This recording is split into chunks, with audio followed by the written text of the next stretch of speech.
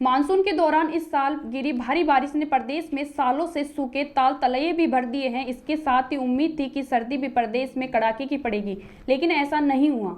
दिसंबर का पहला सप्ताह बीत गया है और सर्दी के तेवर ढीले पड़े हैं। पिछले करीब 20 दिनों में से 1-2 दिनों को छोड़ दिया जाए तो तापमान सामान्य से अधिक रहा है। आगे भी इसी सीजन में ठंड कम पड़ने के आसार जताए जा रहे हैं। यही कारण है कि सर्दी ने किसानों को रेड अलर्ट दे दिया है। दरअसल अगर अगले 1-2 सप्ताह में भी सर्दी के तेवर तीखे नहीं हुए तो फसलों पर भारी नुकसान होना तय है। ऐसा 1-2 नहीं बल्कि रबी की सभी फसलों के साथ होने वाला है। सबसे ज्यादा नुकसान गेहूं और चने की फसल पर पड़ेगा।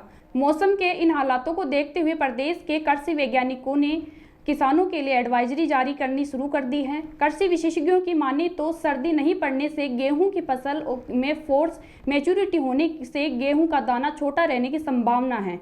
वहीं सरसों, मटर में मोइला और चने की फसल में रोग लगने की आशंका व्यक्त की गई है।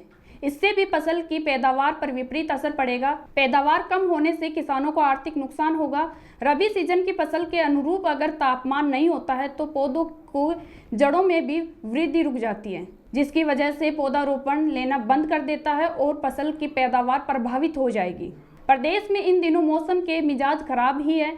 मानसून समाप्त होने के बाद भी प्रदेश में बिल्कुल बारिश नहीं हुई है, जबकि अब तक सामान्य तौर पर माउंट के 1-2 दौर हो जाते हैं। बारिश नहीं होने के कारण मौसम की नमी खत्म हो गई है और तापमान के सामान्य से ज़्यादा रहने का भी यह बड़ा कारण है। दरअसल कम सर्दी से बीज सही ढंग से अंकुरित नहीं होंगे और पैदावार प्रभावित होगी।